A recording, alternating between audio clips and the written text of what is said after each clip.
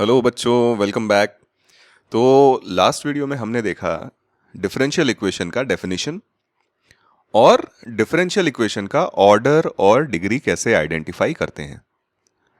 अब बात करते हैं बच्चों कि डिफरेंशियल इक्वेशन का फॉर्मेशन किस तरीके से करते हैं, हम डिफरेंशियल इक्वेशन फॉर्म कैसे करते हैं। ठीक है, तो जैसे मान लीजिए if an equation in independent and dependent variables have some arbitrary constants, then a differential equation is obtained as follows. मतलब अगर मान लीजिए आपके पास कोई इक्वेशन दिया हुआ है इन इंडिपेंडेंट एंड डिपेंडेंट वेरिएबल्स और उसमें कुछ आर्बिट्ररी कांस्टेंट्स हैं, है ना। तो डिफरेंशियल इक्वेशन हम कैसे बनाते हैं? Differentiate the given equation with respect to the independent variable as many times as the number of arbitrary constants in it। ठीक है, फिर अल्टीमेटली हम लोग क्या करते हैं? Eliminate the arbitrary constants. तो यानी कहने का मतलब ये हुआ कि आपको सबसे पहले तो देखना है कि आपका जो इक्वेशन दिया हुआ है, फैमिली ऑफ कर्व्स दिया हुआ है, उसमें कितने इंडिपेंडेंट आर्बिट्ररी कॉन्स्टेंट्स हैं।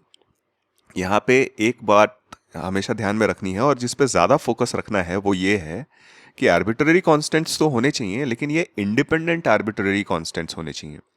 तो आप सबसे पहले आइडेंटिफाई करो कि कितने इंडिपेंडेंट आर्बिट्ररी कांस्टेंट्स हैं। जैसे मैं आपको एक एग्जांपल से समझाता हूँ। जैसे मान लीजिए आपके पास एक फैमिली ऑफ कर्व्स दिया हुआ है, y is equal to c1 plus c2।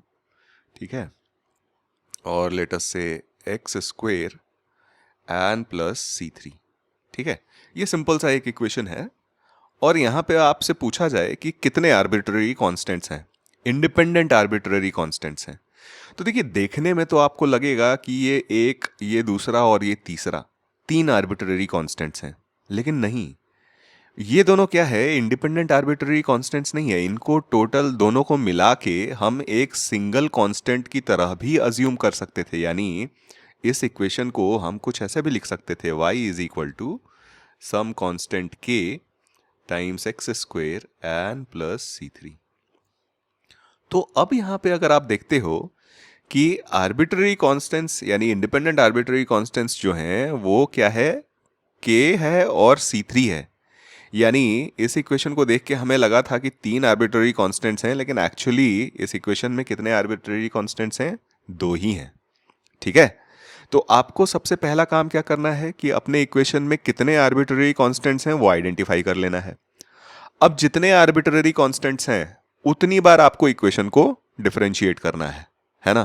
तो यहां पे जैसे दो आर्बिट्ररी कांस्टेंट्स हैं, तो हम अपने इक्वेशन को कितनी बार डिफरेंशिएट करेंगे? दो बार। चलिए, पहली बार डिफरेंशिएट करते हैं तो dy बाई डी एक्स की वैल्यू हमारे पास मिल जाएगी 2kx, है ना। और दूसरी बार डिफरेंशिएट करेंगे तो d2y by d x square की वैल्यू हमें मिल जाएगी 2k। ठीक है, अब देखिए हुआ क्या, हमारे पास एक ओरिजिनल इक्वेशन दिया हुआ था और दो इक्वेशन हमारे पास आ गए डिफरेंशिएट करने के बाद। ठीक है, अब आइडिया ये है कि आपको जो डिफरेंशियल इक्वेशन बनाना है उसमें कोई भी आर्बिट्ररी कांस्टेंट नहीं होना चाहिए। ठीक है, उसमें कोई भी आर्बिट्ररी कांस्टेंट नहीं होना चाहिए। यानी इन तीन इक्वेशन की हेल्प से आपको अपने दो आर्बिट्ररी कांस्टेंट्स को एलिमिनेट करना है। ठीक है, इन तीन इक्वेशन की मदद से आपको अपने दो आर्बिट्ररी कांस्टेंट्स को क्या करना है? एलिमिनेट करना है। जैसे ही आप एलिमिनेट कर देते हो, आपका डिफरेंशियल इक्वेशन बन जाता है। जैसे फॉर एग्जांपल इसी क्वेश्चन में अगर हम देखें तो हमें थर्ड इक्वेशन से 2k की वैल्यू पता है, तो इस वैल्यू को हम क्या करते हैं? सेकेंड इक्वेशन में सब्सटीट्यूट कर देते हैं। तो हमारे पास जो डिफरेंशियल इक्वेशन आ जाएगा वो आएगा dy by d x is equal to 2k के बदले में मैं लिखता हूं d2y by d x square और हमारे पास था x। ठीक है, अब देखिए ये जो इक्वेशन हमारे पास फाइनली बना, इस इक्वेशन में कोई भी आर्बिट्ररी कांस्टेंट नहीं है ना। तो यही हमारा क्या हो जाएगा? Required differential equation. तो आपको सिर्फ दो स्टेप्स याद रखने हैं। सबसे पहले, अगर आपके पास फैमिली ऑफ कर्व्स आपको पता है तो उसमें number of independent arbitrary constants ढूंढिए। जितने आर्बिट्ररी कांस्टेंट्स होंगे उतनी बार डिफरेंशिएट कीजिए और आपके पास जो ओरिजिनल इक्वेशन था और डिफरेंशिएट करने के बाद जो इक्वेशन आए, उनकी हेल्प से आपको क्या करना है, आर्बिट्रेरी कांस्टेंट्स को एलिमिनेट करना है। जैसे ही आप एलिमिनेट करोगे आपका डिफरेंशियल इक्वेशन बनके तैयार हो जाएगा। ठीक है, चलिए अब इसको हम लोग अप्लाई करते हैं प्रॉब्लम सॉल्विंग में। पहला एग्जांपल देखते हैं। क्वेश्चन है, form the differential equation of family of lines concurrent at the origin. तो देखिए यहां पे ना फैमिली ऑफ कर्व्स दिया नहीं हुआ है, तो मतलब यहां पे हमें फैमिली ऑफ कर्व्स खुद से बनाना है। तो हमें क्या चाहिए, हमें एक ऐसा फैमिली ऑफ कर्व्स चाहिए जो ओरिजिन पे कंकरेंट हो। तो अगर मान लीजिए हमने अपना ग्राफ बनाया, तो हमें चाहिए सारे लाइंस जो ओरिजिन से पास होते हों, इस तरीके से। तो ये सारे लाइंस का अगर हम इक्वेशन लिखें तो only thing that is going to change in all these lines is the slope of the line, है ना। तो इसका अगर हम इक्वेशन लिखें फैमिली ऑफ कर्व्स का, तो ये y is equal to mx बन जाएगा। अब देखिए यहां पे हमारे पास कितने आर्बिट्ररी कांस्टेंट्स हैं, तो एक ही है सिर्फ m। तो हमें इसको क्या करना पड़ेगा, एक बार डिफरेंशिएट करना पड़ेगा। तो dy बाई डी एक्स हमारे पास क्या हो जाएगा, dy by d x this will become m। तो अब आपके पास इक्वेशन 1 इक्वेशन 2, इन दोनों की हेल्प से m को एलिमिनेट करना है। तो एलिमिनेट करेंगे तो हम y is equal to m के बदले में dy बाई डी एक्स लिख लेते हैं और इंटू x। ये जो इक्वेशन आएगा यही हमारा आंसर हो जाएगा। ठीक है, चलिए सेकंड इक्वेशन एग्जाम्पल देखते हैं। क्वेश्चन है, form differential equation of all concentric circles with centre at origin. आपको क्या चाहिए, सेंटर सर्कल्स का कहां पे चाहिए, ओरिजिन पे चाहिए। तो मतलब इस तरीके का कुछ सीन है कि आपके पास बहुत सारे सर्कल्स हैं, फैमिली ऑफ सर्कल्स हैं, और सबके सेंटर्स कहां पे लाई कर रहे हैं, ओरिजिन पे लाई कर रहे हैं। ठीक है, तो सेंटर फिक्स हो गया, तो जो only thing which remains variable is the radius. Radius ही तो वेरी करेगा अगर सेंटर फिक्स हो गया तो अगर हम फैमिली ऑफ कर्व्स लिखें तो हमारे फैमिली ऑफ कर्व्स का इक्वेशन हो जाएगा x square plus y square is equal to r square. ठीक है, कितने आर्बिट्ररी कांस्टेंट्स हैं यहाँ पे, तो सिर्फ एक ही है, दैट इज आर। तो उसको हमें क्या करना है, एलिमिनेट करना है। तो यानी एक आर्बिट्ररी कांस्टेंट है, तो इस इक्वेशन को हमें एक बार डिफरेंशिएट करना है। तो let's differentiate it with respect to x. तो ये बन जाएगा 2x plus 2y dy by d x, और r सिंस कांस्टेंट है तो उसका डेरिवेटिव तो जीरो ही हो गया। 2 हटा देते हैं तो हमारे पास एक इक्वेशन बनेगा x plus y d y by d x is equal to zero. अब देखिए इस इक्वेशन में ना कोई भी आर्बिट्ररी कांस्टेंट नहीं है, तो यही हमारा क्या हो जाएगा, आंसर हो जाएगा इस क्वेश्चन का, है ना। एक और एग्जाम्पल देखते हैं। क्वेश्चन है, differential equation of all circles touching x axis at origin and centre on y axis. तो एक बार कोशिश करते हैं इसका डायग्राम बनाने की। तो जैसे मान लीजिए ये हमारे एक्स और वाई एक्सिस हैं, तो जो सर्कल हमें चाहिए वो ओरिजिन से पास करता है, लेकिन वो एक्स एक्सिस को टच करता है वहां पे, है ना। तो मतलब इस तरीके का कुछ सिनेरियो होगा। ठीक है, तो हमारे पास आ गया circle touching x axis at origin and centre on y axis. तो सेंटर हमारा किस पे हो गया, वाई एक्सिस पे। लेट अस से हम सेंटर मान लेते हैं 0, r, क्योंकि रेडियस के बराबर ही होगा हमारा सेंटर का वाई कोऑर्डिनेट, है ना, क्योंकि ये r है। तो इसका इक्वेशन अगर हम लिखें इस फैमिली ऑफ कर्व का, तो ये बन जाएगा x minus 0 whole square plus y minus r whole square is equal to r square, है ना। सिंप्लीफाई कर लेते हैं तो ये बन जाएगा x square plus y square minus 2ry is equal to 0। ठीक है, कितने आर्बिट्ररी कांस्टेंट हैं यहाँ पे, सिर्फ एक ही है, दैट इज r। तो हमें क्या करना पड़ेगा, इस इक्वेशन को एक बार डिफरेंशिएट करना पड़ेगा विथ रिस्पेक्ट टू x।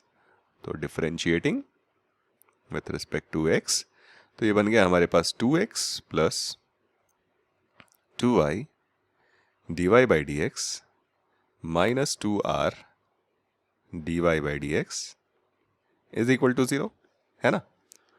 अब हमें क्या करना है, ये r को एलिमिनेट करना है। तो यहां से अगर हमने देखा तो 2 तो हटा देते हैं, तो r की वैल्यू हो जाएगी x plus y d y by d x upon d y by d x, है ना। आप चाहो तो इसको ऐसे लिख सकते हो x upon d y by d x, या फिर हम इसको लिख सकते हैं x d x by d y, और y upon y d y by d x upon d y by d x, तो ये बन जाएगा y, है ना। तो r की वैल्यू ये आ गई, इसको हम उठा के इस इक्वेशन में पुट कर देते हैं, तो हमें अपना रिक्वायर्ड डिफरेंशियल इक्वेशन मिल जाएगा, और वो होगा x square plus y square minus 2y, और r की वैल्यू हम लोग यहाँ पे रख लेते हैं x d x upon d y n plus y is equal to 0। ठीक है, सो ये हमारा आंसर हो जाएगा इस पर्टिकुलर क्वेश्चन का। अगला एग्जाम्पल देखते हैं। क्वेश्चन है form differential equation of curves y square is equal to 2c whole bracket x plus root C. तो यहाँ पे क्लियरली हमें दिख रहा है कि हमारा जो आर्बिट्ररी कांस्टेंट है वो तो एक ही है, दैट इज c। तो c को हमें एलिमिनेट करना है, तो हमें एक बार डिफरेंशिएट करना पड़ेगा। तो let's differentiate it with respect to x directly, क्योंकि फैमिली ऑफ कर्व हमें लिखने की जरूरत नहीं है, फैमिली ऑफ कर्व हमें दिया हुआ है। तो ये हो जाएगा 2y dy by d x is equal to 2c, है ना। तो यानी यहां से आपको ना c की डायरेक्टली वैल्यू ही मिल गई। अब c की वैल्यू मिल गई तो आप c की वैल्यू यहां सब्स्टिट्यूट कर दो इस इक्वेशन में। तो हमारे पास इक्वेशन बन जाएगा y square is equal to twice c के बदले में हम y dy by d x लिख देते हैं, and into x plus root over c, that is root over y dy by dx। सो ये हो गया हमारा आंसर इस पर्टिकुलर क्वेश्चन का। बहुत सिंपल सा अप्रोच है, number of arbitrary constants identify करो, डिफरेंशिएट करो, उतनी बार डिफरेंशिएट करो और आर्बिट्ररी कॉन्स्टेंट्स को एलिमिनेट करो, दैट्स इट।